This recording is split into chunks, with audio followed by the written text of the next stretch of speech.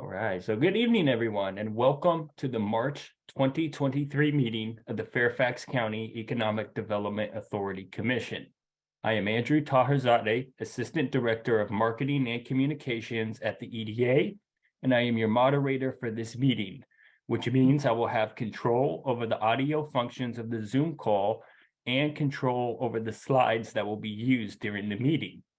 At this time, I would like to ask all those on the call to please mute their devices or laptops. And now I would like to welcome members of the commission to the meeting. Vice Chair Rick Wagner, Secretary Ron Johnson, Treasurer Joe Vitalich, and members Lenny Hainsworth, Kathy Lang, Rocky Mitchell, Stephen Partridge, and Pallavi Sabu. FCEDA President and CEO Victor Hoskins and Executive Vice President Alex Imes are on the call, as are EDA Counsel Mike Graff and several EDA staff members.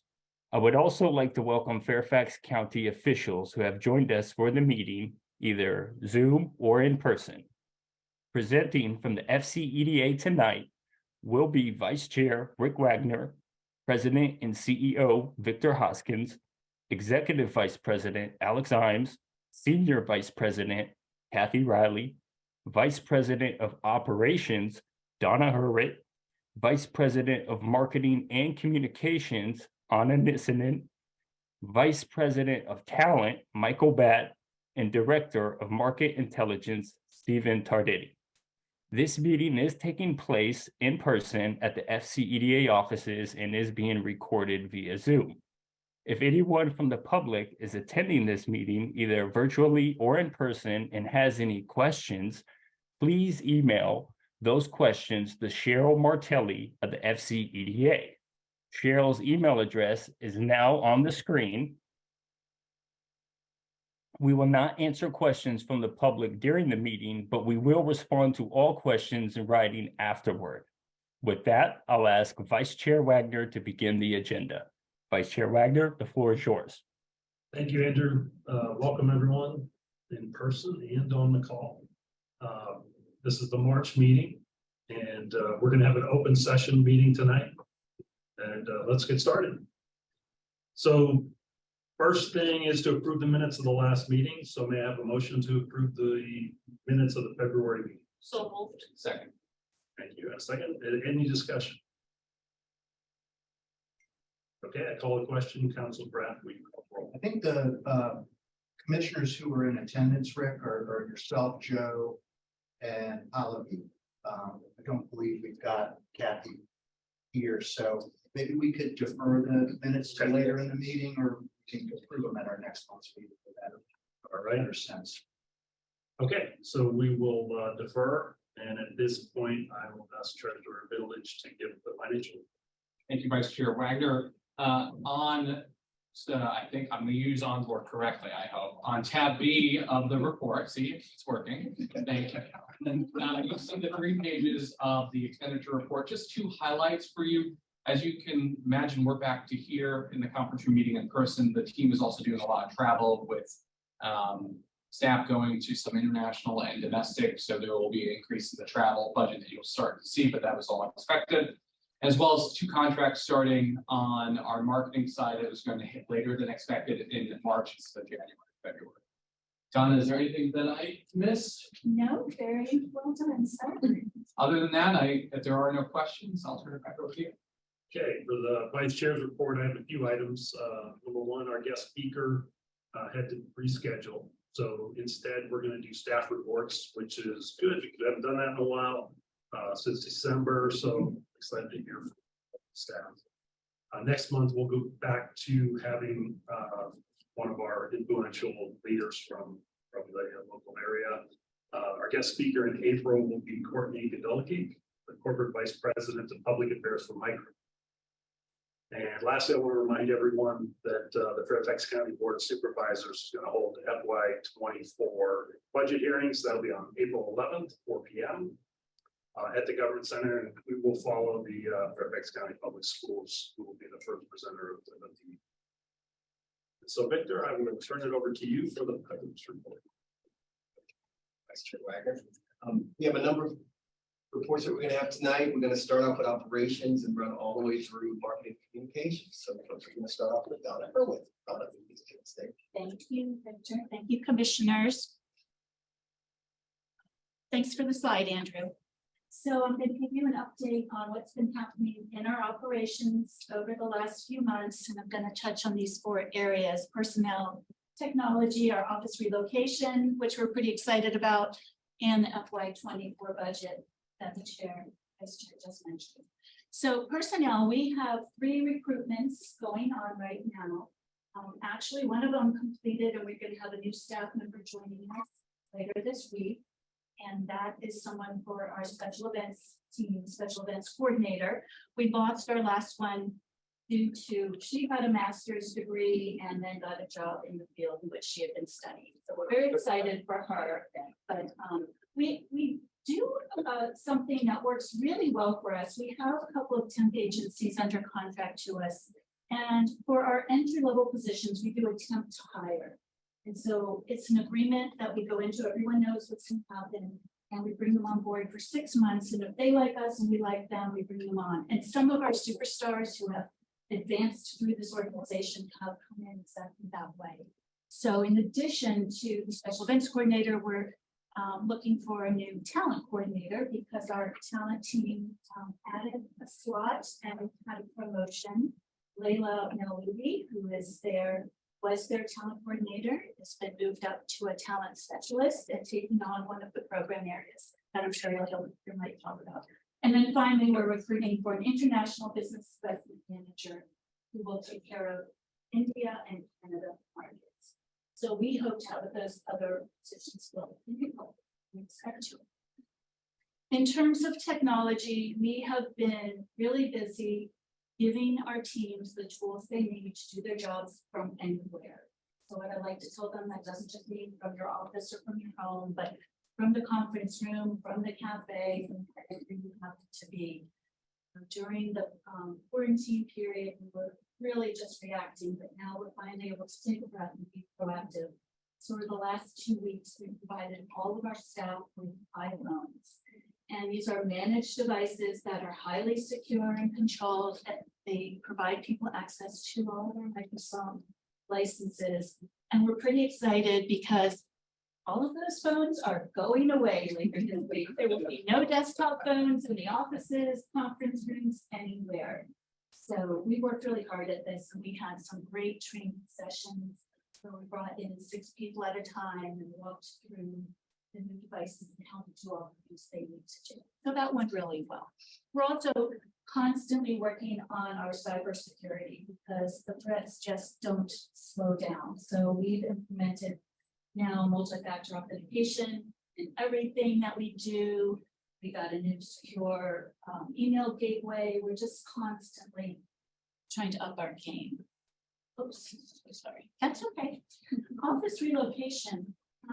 The lease, when Victor first came on board, our lease was set to expire October 31st of 2022. Well, we're still here because during the pandemic, We're not squatting. we just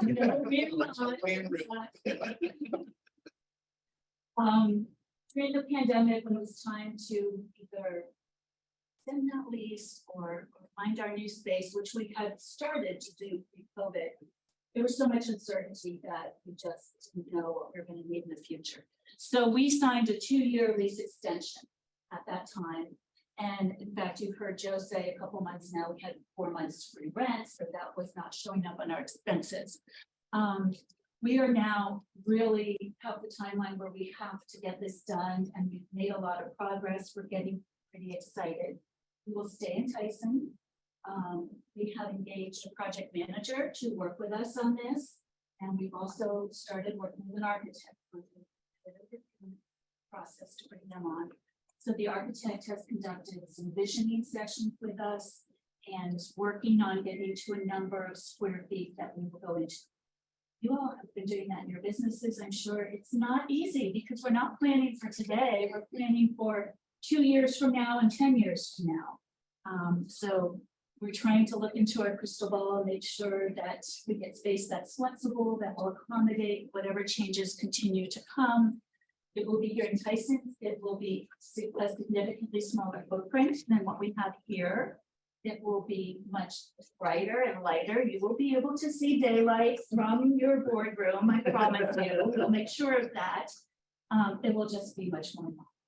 So we're pretty excited about that. The current lease expires October 31st of 2024. So that's the date that we are shooting for. We're hoping sometime this summer to have a signed lease. And then it'll take a little less than a year to do the construction of the building. And then finally, the FY 24 budget. Vice Chair Wagner already mentioned that the hearings will be starting early April. In February, County Executive presented his budget to the Board of Supervisors.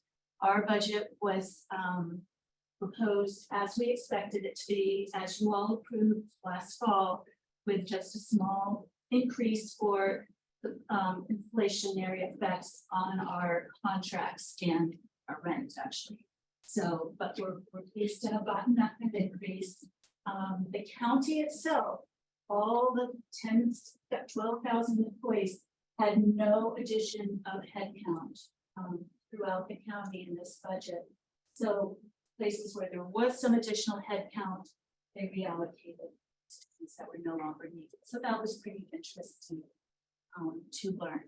So the hearings will take place and the budget will finally be approved in May. Then everybody will know what they have. By that point, we're starting to look ahead to the next fiscal year. That's it from operations today. If there are any questions, I'd be happy to answer them. All right, well, thank you. Great. Our next speaker is Vice President Alex Imes.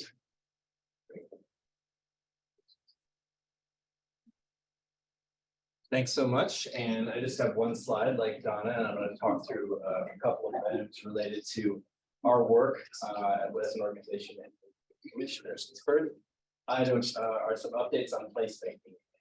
Two commissioners who have been heavily involved in the placemaking conversation, Commissioner Sabu and Commissioner Vigilant, for the past year or so, or back into 2022, talking placemaking. This is a long horizon project for Fairfax County, and our main goal is to voice our support for placemaking, implementation, and funding, getting more support behind creating place in Fairfax County.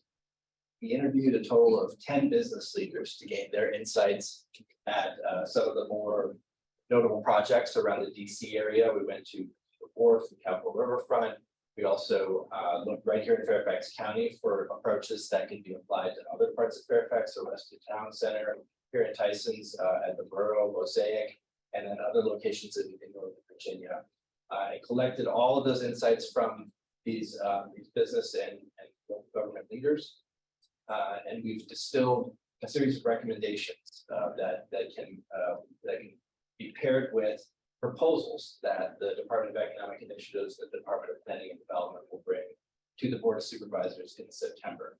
And so we will make a joint presentation on September 19th with the Department of Economic Initiatives, Department of Planning and Development at the Economic Initiatives Committee meeting. And this will we'll be able to share with them these findings that we've made and then the recommendations on things like extending some of the strategies that were effective during COVID.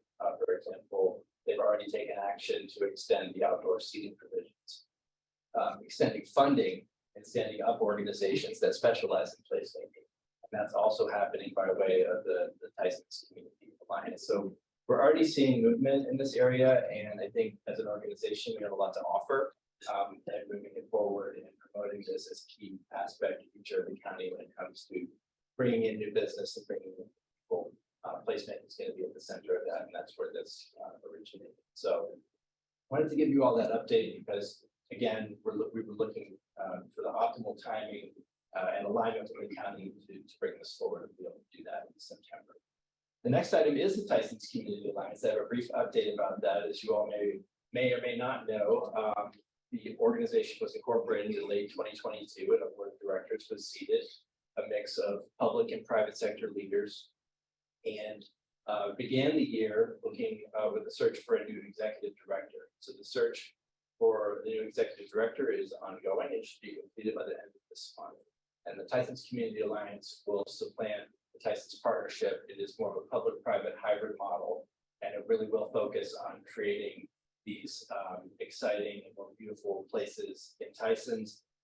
They've already gotten to work with private sector and public sector partners on new landscaping projects, cleanup projects. So I think you'll be able to see the visible impact of the organization very, very soon. I've also heard that some of the Tyson signage that we've come to know around the area will soon be replaced with the more modern branding. And so that's a good thing as well. And certainly we only see the brightest things ahead for Tyson's and the growth potential of this particular sub-market. So I wanted to raise those two things for you tonight to kind of go together. And then the next item on my report is to turn it over to our market intelligence team to talk about the Fairfax Pulse, which is our economic indicators that track, kind of the economic health of the county over a series of measures. So I will open up the floor to Stephen and Teresa. Thank you very much. And see if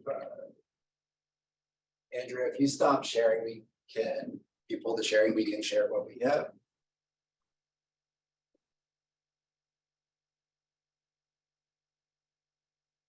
All right, Stephen, you should be able. Yeah, now we should. Okay.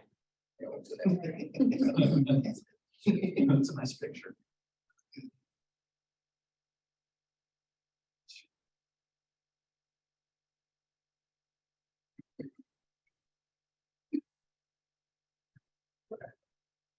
Well, yeah.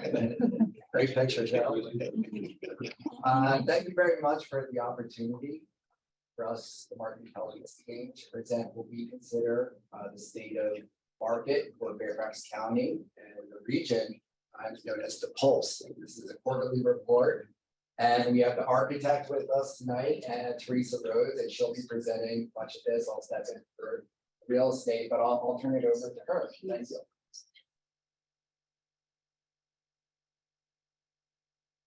Well, welcome to the first quarter 2023 edition of the Fairfax County Pulse. The purpose of the Pulse is to provide you with some quick current top line statistics on workforce, business establishment growth, and real estate conditions in Fairfax County. We also each quarter will add in a wildcard statistic or trend that'll give you more information on a particular facet of Fairfax County's economy or workforce. So I guess we can go ahead and get started here. Here we go, that's much better. So on the screen here, we have an array of indicators concerning Fairfax County's workforce. On the left, we have resident labor force and resident employment. And as you can see, we're still below where we were at the pre-COVID peak, but we're on the way to recovery. And right now we're about 22,000 employees down from where we were at the pre-COVID peak, and that this can be attributed to a variety of factors. While we've seen some recovery in many of the industries that Fairfax County works with, such as professional technical services, et cetera, we still have recovery to do in accommodation and food services and retail. So that explains some of the drop. And there's some other factors as well, like early retirements, migration in and out. There's also been some coverage on, I guess, daycare as a concern. So you have a little bit of a drop in, I guess, labor force participation and employment. Moving on to unemployment, our unemployment rate in December 2022 is 2.2%. And this is a big improvement over where we were at the beginning of COVID with a 10.1% rate. On the employment side, how do you account for a workforce that may be working remotely still and outside of the Fairfax County area? Well, these figures here are for, I guess, residents in Fairfax County, so they can work anywhere. In terms of remote jobs, we do see an increase in trends in remote job postings over time. And also There was a study done recently by the National Bureau of Economic Research on remote jobs, and they looked at various metros throughout the United States and other countries, and the Washington DC area ranks #1. They estimated about 25% of current job postings either explicitly or imply remote work 1 day or more a week. So, and the other metros that followed Washington DC were San Francisco, London, Glasgow, and then Chicago. Wow. But anyway, but yeah, on to new job postings. As you can see, we have a major uptick in our new job postings for February 2023. And this was led by a number of companies. We saw a large uptick from Amcus, Cox, and Innova ramping up hiring during this time period. If you look at our current job postings and our new job postings, you can see that they exceed our unemployment rate. So this shows that there's a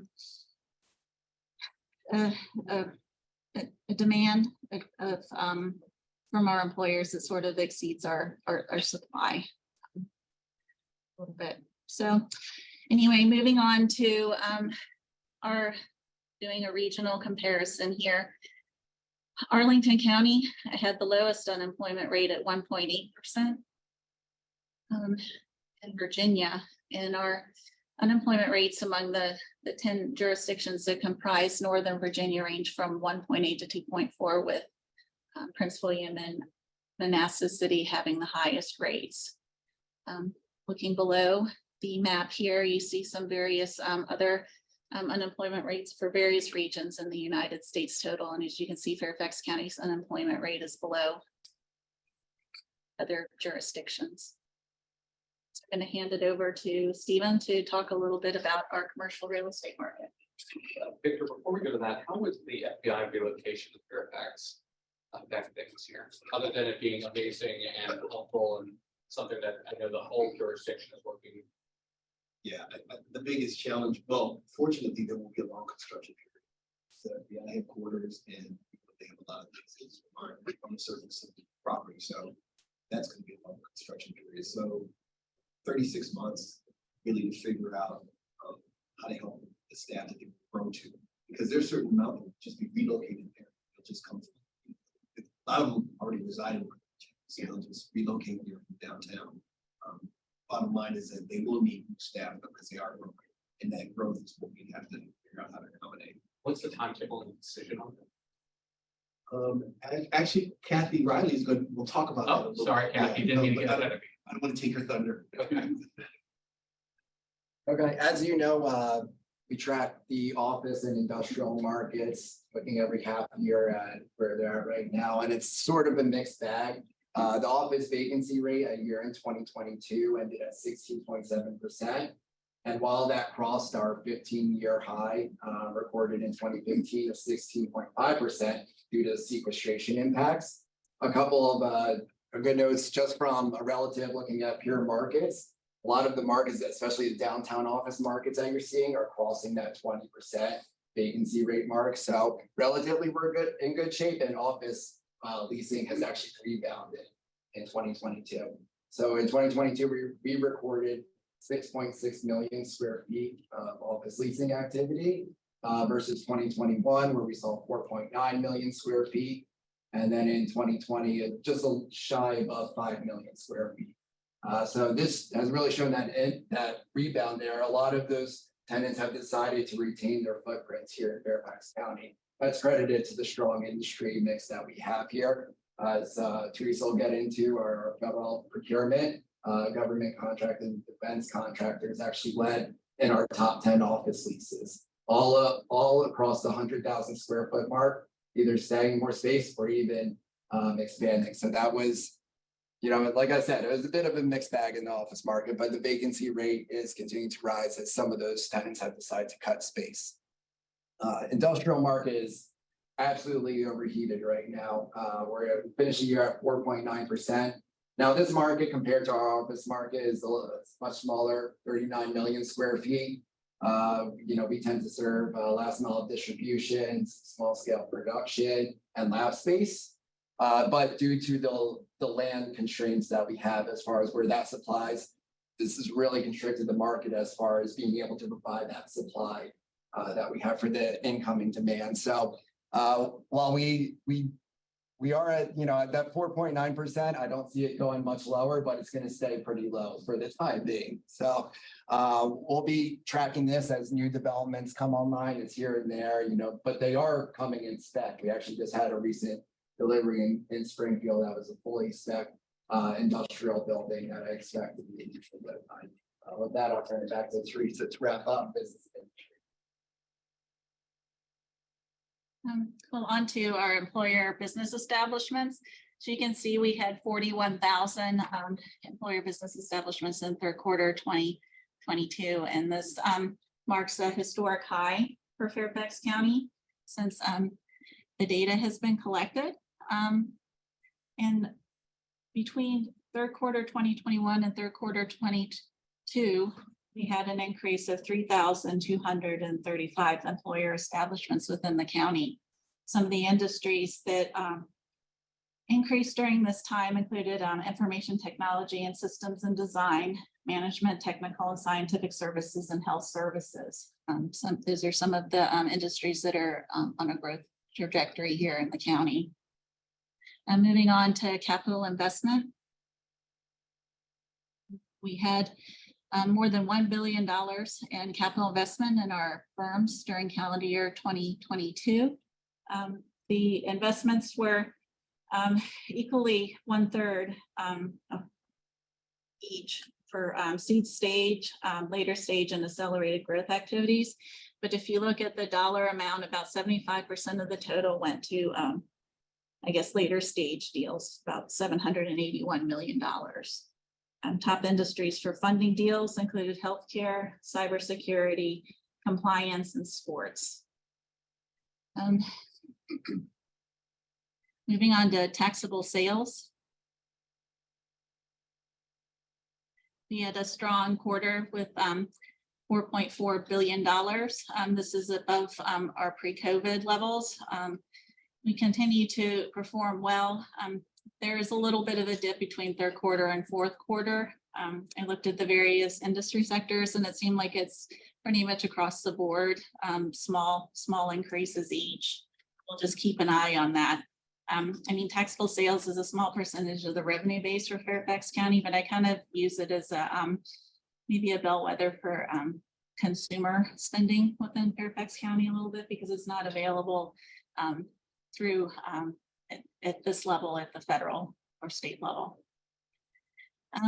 Moving on to federal procurement, this is our wild card statistic this quarter. And during FY22, our contractors received $34.6 billion in unclassified contracts. This is based on place of performance. So this is contracts that will be performed here in Fairfax County. And as you can see here, our small minority women and veteran-owned businesses all performed well with totals above $2 billion each. We ranked number one jurisdiction in the United States in terms of federal procurement contract awards, followed by Washington, DC, and Dallas. And one of the things that I found kind of interesting while looking at the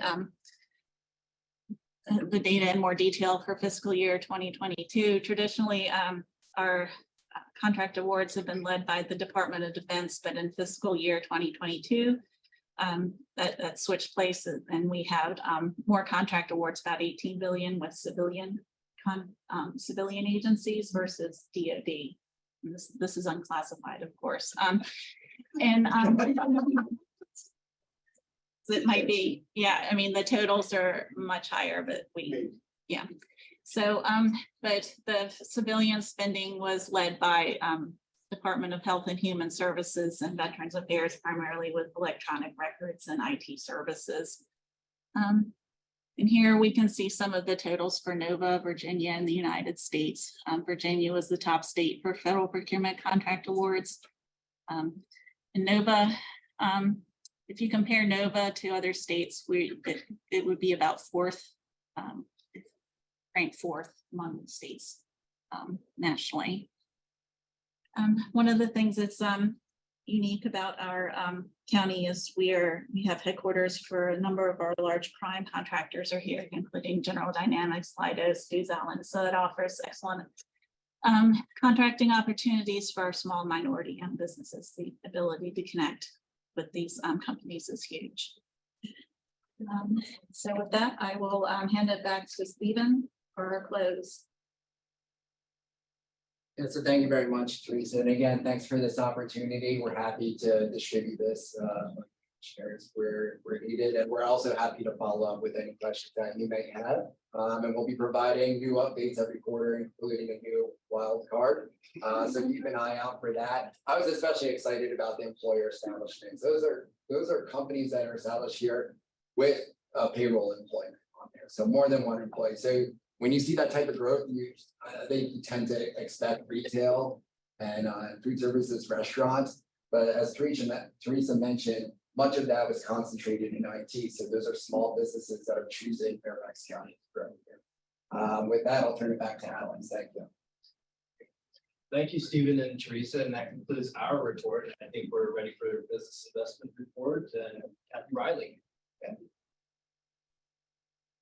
Great, thank you very much. Well, good evening, Vice Chair Wagner and the Commission. It's my pleasure this evening to provide you with an overview of the extraordinary achievements of the 3 business investment divisions. These were recently highlighted in a press release that Anna issued that serves as an annual update to the Board of Supervisors, the Commission, as well as our community. For the calendar year of 2022, the staff worked with 148 companies that converted to the announcement of almost 13,000 jobs and over 1 million square feet. A majority of these companies were US-based. However, we're very pleased that 37 of them were foreign-owned. These foreign-owned firms further diversify our business community, and they introduce new innovation and technology to our ecosystem. You'll notice from these numbers also that we continue our outreach with diversely owned companies. 44 of our announcements were minority, women, or veteran-owned. There are many other companies in this category that we work intensely with that aren't quite at the stage of announcing square footage or jobs yet, but we will continue to do what we always do, which is build strong relationship with these companies, anticipate what they may need to fuel their growth, and work towards that announcement status with them. And the final number we like to track is the new companies to the county. This means net new real estate revenue to the county and new income tax to the Commonwealth. Can we have the next slide, please, Andrew? You'll notice quite a few companies on here that some of these are names that you may recognize. I'll start with Hilton. This was for the headquarters. I worked for a year with the company, the state, as well as Hilton's site location consultant, Chris Lloyd, to really work on a compelling case to keep the headquarters. Arlington and Bethesda represented significant competition. It would have meant a loss of a company that's globally known. It would have been the loss of 800 jobs and almost 300,000 square feet of commercial office space. Having worked personally with Hilton when they were based in California and started scouting the US for a new headquarters, the retention of this project was just as challenging and just as important. We should never underestimate, and we don't at the EDA, but retention can be just as interesting as when you're trying to attract a new relocation. Many of you are familiar with Clark Construction. They were founded over 100 years ago, and they've been based in Maryland since that time. After considering many locations in the region, though, they chose Tyson's Corner for their new Mid-Atlantic regional office. It's for 500 employees and 128,000 square feet. Victor and I had the pleasure of working directly with the CEO, Robbie Mosier, on this, who is truly a professional and clearly cares immensely about his employees. You may also recognize Alarm.com, which is a leading provider of services in both residential and commercial properties. They had a major expansion of the R&D technology office in Tysons, in which we organized a governor's event. Governor Youngkin was excited to be on the site at the headquarters to announce 180 new tech jobs. The event provided tremendous visibility to the company, which brought them value and helped us continue to make the case of why to come to Fairfax County and why to grow in Fairfax County. Nodell is a derivatives exchange company that was founded in 2007 as a startup and is headquartered in Fairfax. They're expanding their office in Tyson's Corner. They're creating 43 new jobs and leasing 9,000 square feet. Global Guardian is one of the more interesting companies here. They are a duty of care company that operates in 134 countries. Ann Rosenblum has worked closely with this company. They offer emergency response, security, evacuation, and even kidnap and ransom resolution services. They serve Fortune 1000 executives as well as high net worth individuals and families. And they were actively involved in evacuating clients during the recent fall of Kabul in Afghanistan. Enabled Intelligence is an exciting AI company that announced 117 new jobs with a capital investment of 1.5 million. This company strives to have a diverse employee culture with a particular focus on hiring neurodiverse individuals as well as veterans. Bodhi Technologies is a fascinating forensic services company that has a global reputation. They help solve some of the most challenging criminal mysteries that exist, among other forensic services. They will invest $2 million to expand their DNA testing lab, which is located in Wharton. They've been in Fairfax County for over 25 years, and they've grown in size and worldwide prominence since then. One company that's on there that does not fit into the 2022 calendar year timeframe, but I wanted to mention it tonight, is Amentum. This is an engineering and advanced solutions company that just announced that they are relocating their headquarters from Maryland to Fairfax County, which is just a significant win for us. The company will create 157 new jobs, and this was a complicated project with a merger involved, lots of issues surrounding that, but our team knows how to be patient, and we keep working the process towards a positive decision, which is exactly what's happened.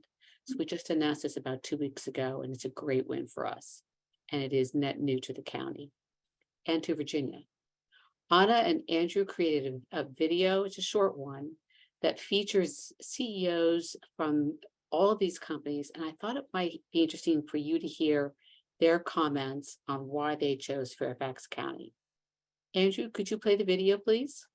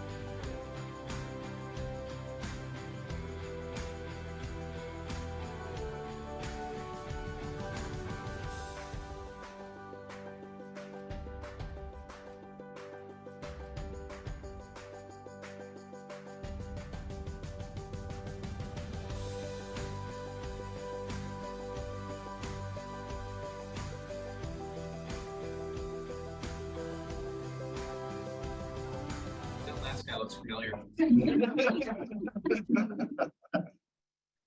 Thank you, Andrew, for playing the video. But as you can see, it's so compelling what the companies actually say. It is their endorsement is the best type of promotion we could ever get. But I think it's also a testament to how we work as an organization, and something we emphasize in business investment is you don't want to just do the announcement, which is so classic in economic development, and record the tax revenue, the square footage and the jobs.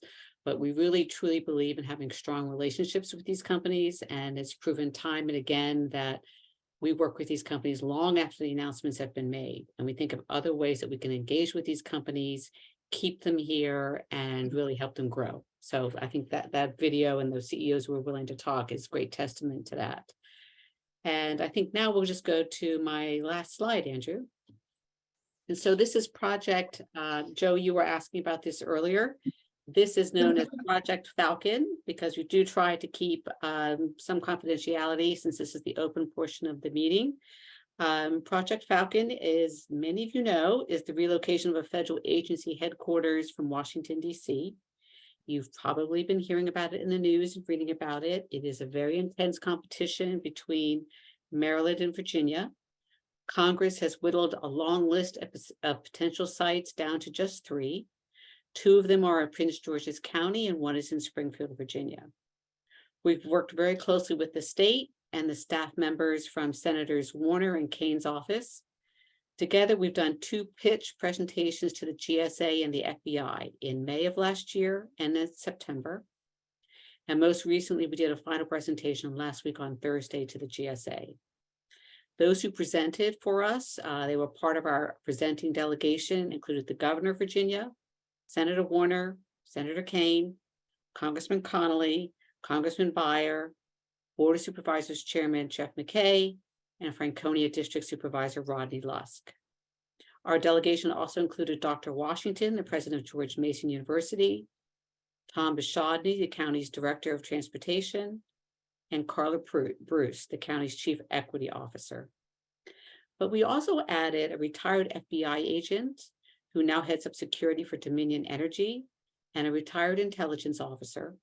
And both of them stated why they thought the Springfield site would best advance the mission of the FBI Project Falcon for the coming decades.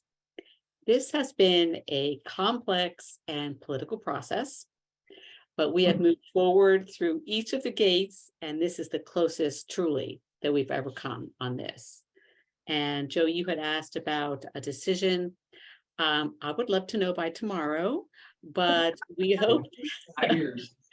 That's been my constant refrain, a little bit impatient. So we would like to know. This has been going on for a little while, but we hope to hear within a few weeks. Congress does have something of a deadline in terms of the omnibus bill and the federal spending dedicated towards this.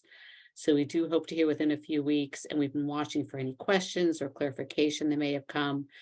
But our delegation that presented were just top notch. The governor was perfect, but we worked long and hard as to who would say what, so there would not be any duplication, and each would be very powerful.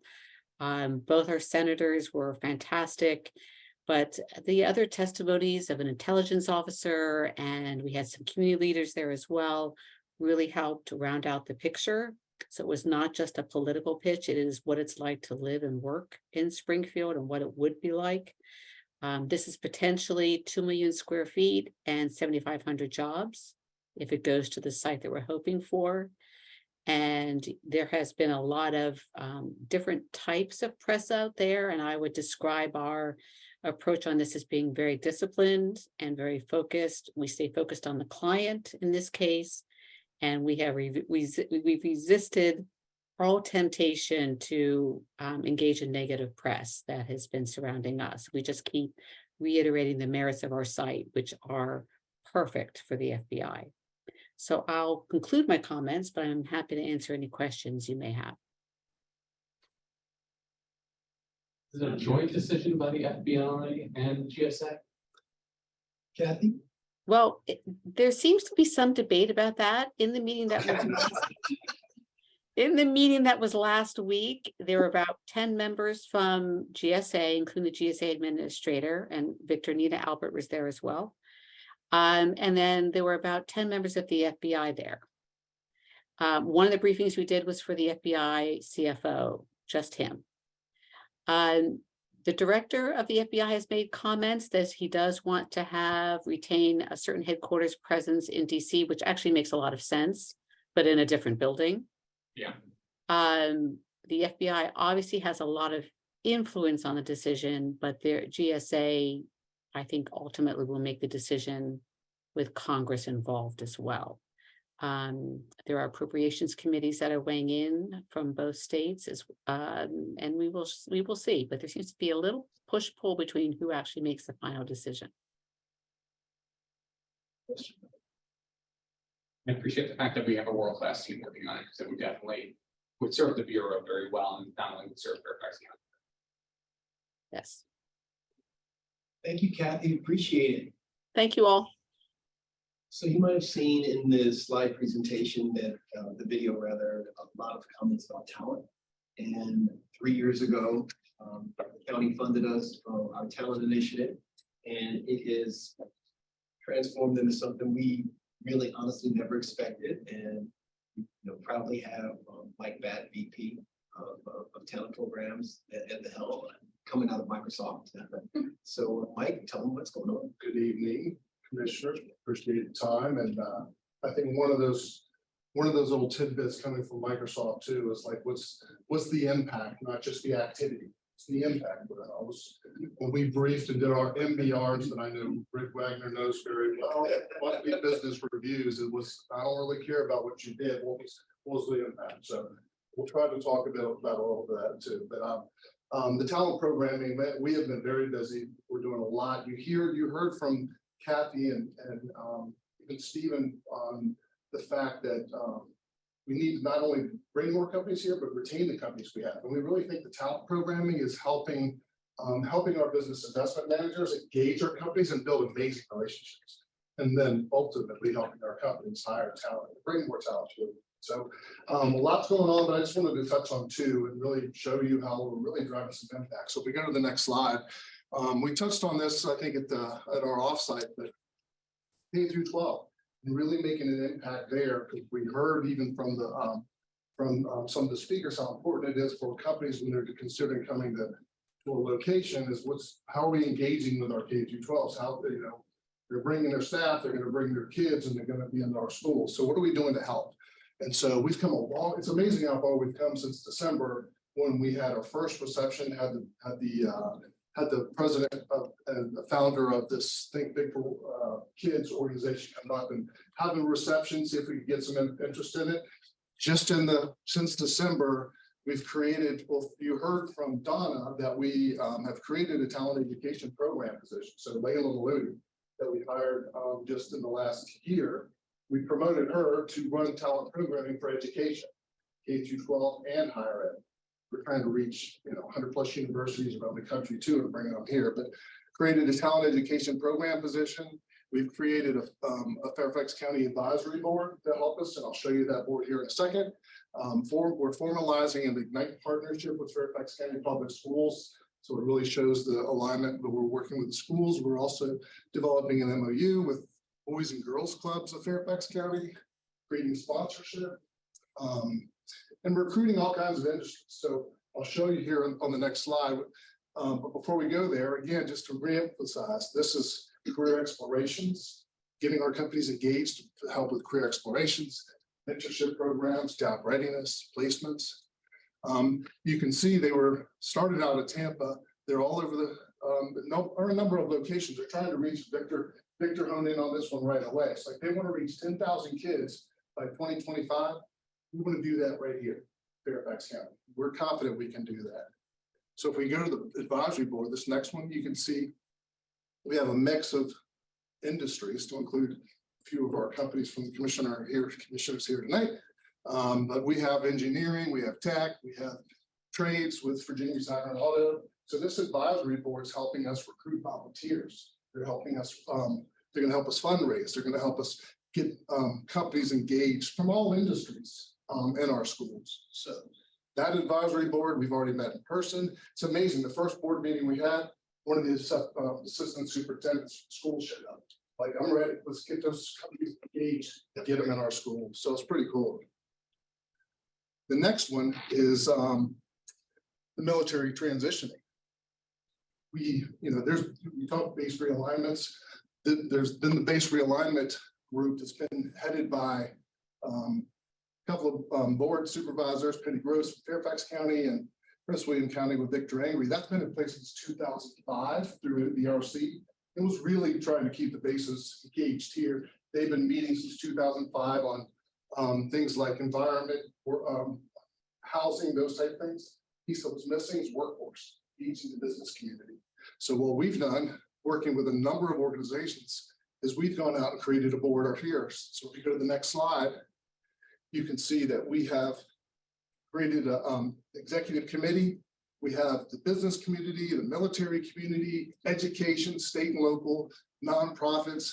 We have the number of the state agencies that are engaged in providing guidance for us to integrate all of our businesses into the military community. So Quantico, Fort Myer, Henderson Hall, Fort Belvoir, as those military transitioning out, making sure we're getting our businesses in there, in their workshops. They have these transition classes, all the career fairs we're doing. So we're bringing them all together because the feedback from the military installations was, got all these people coming at us, it's ad hoc. So we've brought this community together to have one voice to those 3 military installations, and it's going well.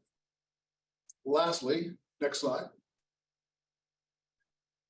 You can see busy with career fairs. It's not only career fairs, but we have some dedicated events. We're helping Amazon that's trying to recruit. We're helping our Nova EDA partners where they're trying to promote and recruit Virginia Values veteran companies, but lots of career fairs. We own that one May 10th. The others we're just promoting and sponsoring, partnering.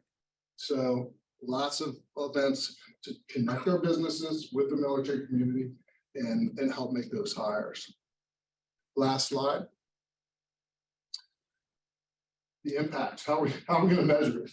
So a number of different ways.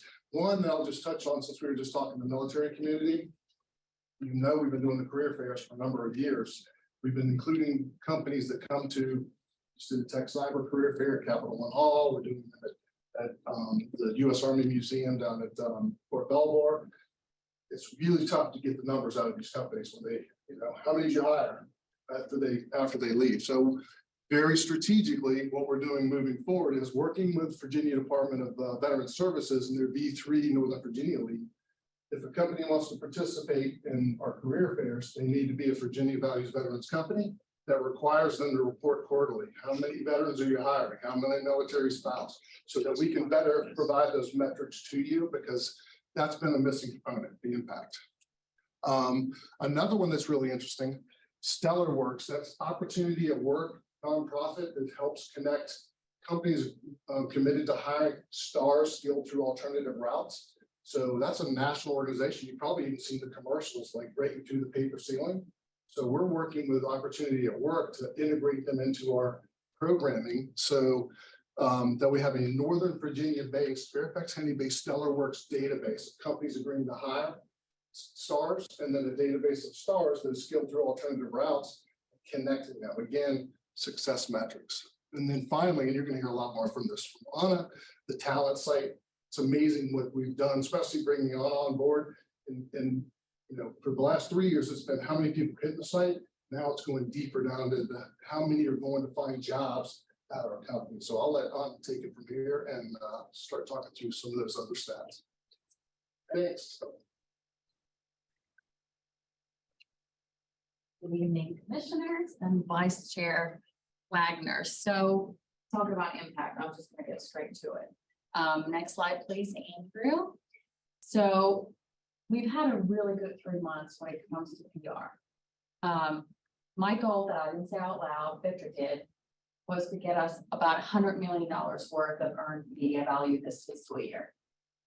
In the past 3 months, we have reached over 600 million.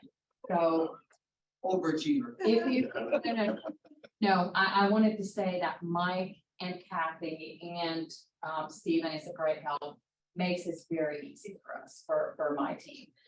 We have had amazing announcements. We have had incredible work regarding Project Falcon that has brought up the state, local, us together and just really pulling together.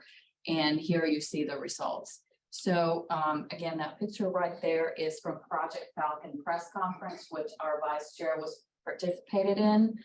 It was incredible, quick turnaround effort. I've seen a lot in my 19 years of doing this, and it was one of the best events that I've ever seen.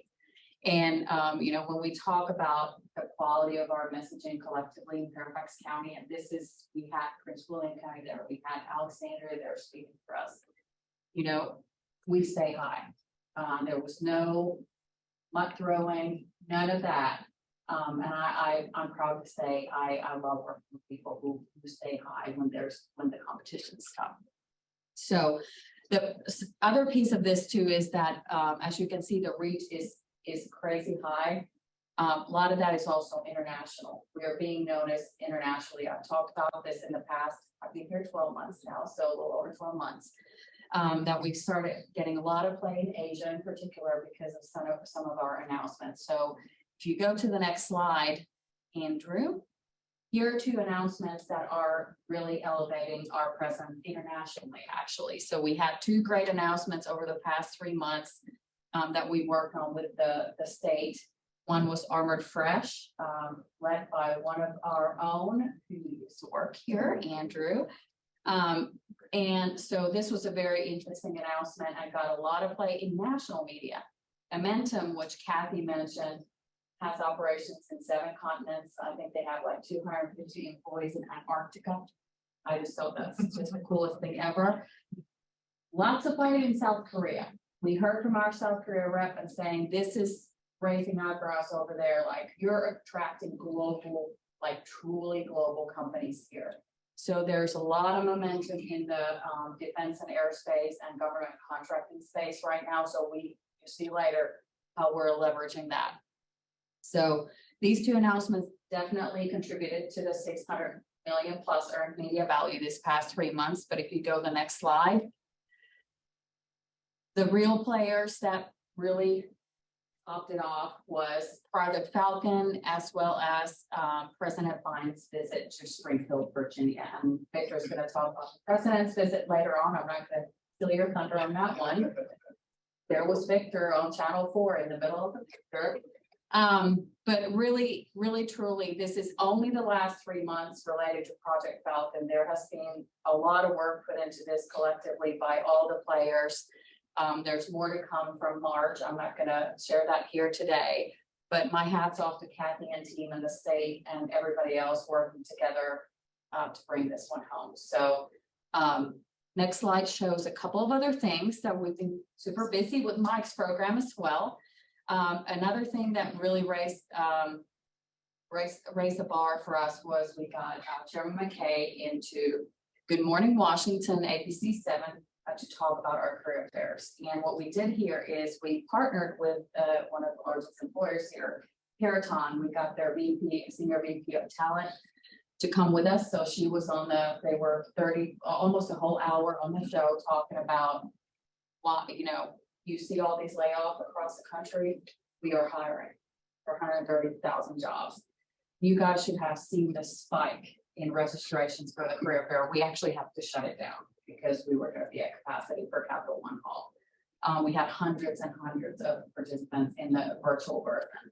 So not only was this twice on TV and obviously streaming, we also partnered with them on some advertising on social. They have 1 million+ followers. And we also added on iHeartMedia to multiple radio stations, also digital through them. And Mike will present later on the incredible results of that cyber and tech career fair. It was completely packed. So, so we're trying to diversify, but again, these are some of the headlines that really drove that earned media value. Obviously, our budget is quite small compared to what we're getting out of it. So I'm super excited because that's our goal. Next slide, Andrew. Okay, so that's not it though. I have a couple of other things I want to share with you, and there's a lot of text. I hate this slide because I'm the slide queen and this is my second slide. But I cannot help myself. I have, oh, I don't know what happened. They're on top of each other.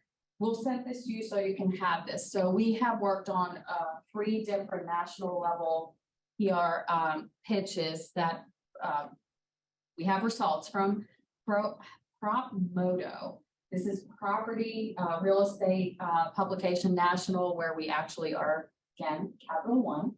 So Joe, there you are again. I do go putt-putting in the middle of the day. I'm not very good. So this is so interesting to me because if you guys recall, when I first got here, Fast Company, that was my first thing to get Cap One and Fast Company. So it's like full circle. But really this goes to what Alex was talking about, really trying to put us out there at front of placemaking. And obviously Capital One and what you guys have done is one of the more visual things and cool stories to share. So it's getting a lot of play. And if you go to the next slide, Andrew, the other piece that we're really trying to place ourselves on top of is strategic use of data centers. So this is where we're positioning Victor as a thought leader on not only that, we're the data center alley here with Loudoun County, all the data centers right by my house, but that there are other ways of doing this, and we're using data centers in a very strategic way in our economic development activities. So Expansion Solutions Magazine printed Victor's interview, so we were super excited about that. And if you go to the next slide, I'm going to conclude our PR section here about foreign direct investment. That's the other piece. Obviously, we're really trying to elevate that we are a place for global companies, folks big and small. And here Victor is commenting on the national kind of situation of foreign direct investment and how, metropolitan areas like us attract foreign direct investment. So it has been a good 3 months for a lot of things on the PR side. So let's keep it going, hopefully. So next slide, Andrew. Okay, a little bit of an update on marketing. So we're not going to share a lot of this in public session because we don't want to give out too much competitive intelligence here for you. And as you noticed, by the way, the numbers on here, 31 billion in federal contracts, it should be 34, as I saw on yours. So we need to fix that. My apologies. But what we're really trying to do, as we talked about in August, is move into conversions in all of our marketing, paid ads, and so forth. So both in business investment related activities as well as talent. So as you can see here, here's an example. We have the lead generation campaign going on, which you guys funded for us with the IRB funds, where we highlight SAIC senior executives saying why they are here. We are seeing a lot of results from this campaign. I'm not going to share it here today. There's more to come in May, but we're really trying to have the third party validation out there and companies saying why they're here to attract others, and they're listening. That's how much I can share. And also the same thing in talent, on the talent side. We're trying to actually limit the amount that we're spending on advertising on talent and really focus on, again, third party validation. You have a person who works on that's in place here and you hear from them directly. So as you see from the next slide, Andrew, if you go to the next one, these efforts are paying off. And the reason why we're kind of shifting also the mix between paid and earned is because we have this contract with Monocle to do branding and we have to take it from our existing buckets. So that's most of our money we're spending currently is for the branding efforts. So we have to really scale down what we're doing in advertising, but we're doing it smarter. So we're actually getting more results than we were getting last year. So here's an example of the benchmarks that we're looking at for digital advertising on talent. We're currently doing paid search and paid display, which is our ongoing annual campaign. And currently both of those campaigns are outperforming the benchmark by double digits. And the conversion rate is really where I want to draw your attention to. I promised you we would move into who's punching through to jobs, who's actually taking action. As you can see, both of those campaigns are almost 30% in conversions, which is really incredible compared to benchmark being about 5%. And I want to add to this, we're going to talk about search engine optimization, which is driving, organic traffic to our websites. Is that, Mike talked about sort of, the hits. We wanted more and more hits over the past 3 years for the talent side in particular. Now we want them to go to the jobs. So currently we have about 60,000 hits to the website on a monthly basis. I mean, it's just grown exponentially. And out of that, 10% go directly to the job. So we're looking at 6,000 a month. We were probably looking at less than 1,000 a year. A couple of hundred. a year. Maybe. I'm trying to be nice. No, I wasn't here, so I don't. Well, I'm just, the fact, I think it's really an important point to make is that we have that 6,000 of the 10% of that 60,000 is actually looking at jobs. I mean, that's phenomenal. I mean, that was what I was hoping for on an annual basis, just to be honest with you. And now we're getting that on a monthly basis, and it's because of this, the way that the realignment, the search engine optimization, and really thinking about, we need that money for branding now. And we don't have any money, so we got to figure out a way to get the traffic and get them to convert. So yeah, you guys have done it. So we're getting the branding and we're getting better traffic, more conversions. So it's, without any extra right now, which is, I'm very happy. I know Mike and Kathy are very happy about that too. So SEO a little bit. I know you guys are interested about that. As you can see, year over year, January over January, with the talent website, our efforts are really paying off. There's, over 250% more traffic and over 220% more goal completion. So that is looking at jobs, downloading or taking the quiz for cost of living, things like that. So it's somebody taking action or signing up for a career fair. So we are doing really well on that end, which I'm happy about. And again, most of this is organic on the SEO side. So working with DCI just to optimize the SEO on the website has really paid off, and we've really been on them to make sure that it's constant. On top of that, the talent website, a year ago, we ranked in about 250 keywords, search terms. Now we rank in over 1,500. So that is something I'm super excited about. For FCEDA website, and you gotta remember here, we don't do constant advertising like we do with the talent because there's no funding for that currently. We have seen 72% more users and more than 40% goal completions. That is 100% organic and based on the PR and media that we are doing. So we're very happy with these results now. We just need to keep them going. Next slide, please, Andrew. I'm going to leave you with some very exciting news. So on Friday, right, Victor? On Friday, we heard that we have indeed landed the Quantum World Congress in Fairfax County for 2023. Thank you. So our special events team, Connie in particular, worked with Connected DMV to really get them set up with Capital One, and we met with them and we said, you have to have it here. We toured the entire campus. We toured some of the other facilities close by, and they bought out the whole place. So this is a huge thing for Fairfax County, and we look forward to making it even more of a success than it was this past year. And before I finish, I just wanted to give a quick update on branding. Monaco is hard at work right now. We are doing research. They're launching 2 surveys, one for talent, one for companies, both here nationally and in target markets and locally. So that is about to launch. We're also doing stakeholder interviews. I know, Joe, you are scheduled to do one for Capital One. We have about 20 stakeholders, all the way from elected officials to developers to site selectors, and hopefully Dr. Washington, Dr. Kress, Dr. Reed, from public schools, and George Mason and Northern Virginia Community College. So they are going lightning speed, and I'm trying to keep up with them. And I think there's a lot more to come, and we'll do some of those updates in closed sessions for you. And I think we're over time. So that's it for me today. Happy to take any questions. Thank you. Any questions? Any questions for Anna? After the GSA decides, can you get a director of FBI to do a stakeholder interview? Yes, absolutely, absolutely. Yes, absolutely. Thank you. So, look, I have a section and it's way too long, on things that I've been doing, and I don't think that's important. I think what's important is what you've already heard.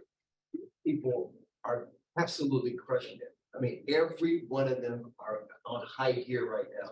I mean, from our telephones, you know, I mean, you gotta understand. They're not a lot of, some of us aren't technology savvy, but man, what a great set of workshops that you gave on those phones for utilization, to the talent, the marketing, data. I mean, it is really amazing what's happened in this organization the last 3 years. I mean, since Alex has been here, it has been like a whirlwind. I mean, we have just really burned ahead through COVID, which I'm just so happy about. The thing I did want to say is that, and I'm just going to say this because I think this is important. If you recall last year, our earned media was about 75 million for the whole year last year. 52. I'm sorry, 52, my mistake. So we were getting a 52 to 1 leverage. From the $1 from the county, we leveraged $52. Now we're at, just for 3 months, we're leveraging 600 per dollar. And it's showing up in our organic traffic to our own website that we don't market to, and then to our talent website. But I think the most important thing are the outcomes. These people are actually looking at jobs, and our reputation around the country is changing. I mean, Wall Street Journal said we are the hottest job market in the country. They said that. We didn't say that. They said that. But these are the things this is what I was looking to happen while I was here. This is like the first step, guys. I mean, this is like the first step in what's going to happen.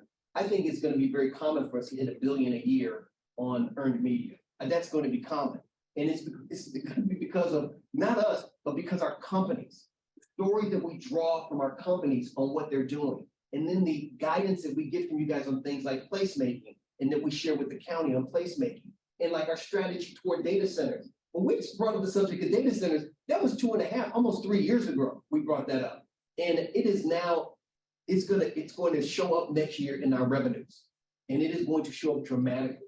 And that's the kind of thing that you want to do and not tell everybody out there that you're doing. I told we don't have a lot of people from the public, so I'm not going to worry about it. But I think that the point I want to make is that the team is amazing. And anything, any credit that I get is because of what they do.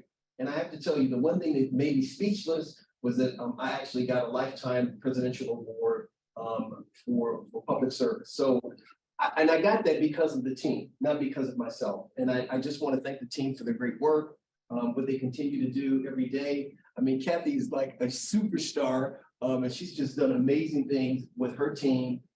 And all I can say is that I'm just proud to be on this group. And thank you so much for allowing me to work with you. And that is the end of my presentation. I'll turn it back to the Vice Chair for final comments. Well, thank you. And I was actually taking some notes. I think you might have peeked, but I'm go through it. So I noticed a bunch of themes, and I think they're important, so I want to talk about them a little bit. Donna, when you talked about cybersecurity, that's about priorities and knowing what priorities to set. In a hybrid world, cybersecurity becomes, it's always important, but it becomes this coming from somebody who's been in the world for a long time. It becomes something really important, because if you can't operate in a hybrid manner, you can't operate anymore. Victor, you mentioned it, data centers and placemaking. The strategies that your team is putting in place to go drive results are really important. And on the earned media value leverage and how leverage can create value. From the market intelligence side, having a full understanding of the economy and the market and what that means, it creates clarity that helps create strategies that then fit. I took a line away, Kathy. Business investment is not just numbers; it's about people and relationships. So really important. And then I think I'll finish it with Mike. Never confuse activity with impact. They had a boss that had a slightly different version of that saying. I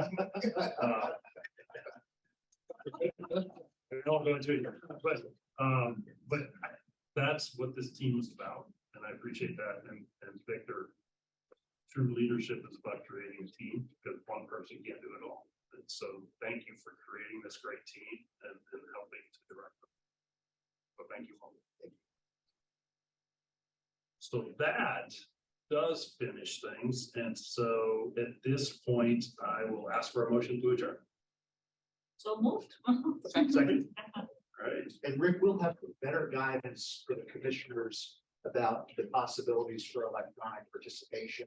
Next month, there've been some changes, as you know, and Yeah. Rick, I think we're Yeah. talking later this week, and Carol's done such a great job trying to transition us back to meeting in person. We'll have some more advice to the commissioners about how those rules are gonna work going forward in advance of our next meeting. Great. Thank you. We are adjourned.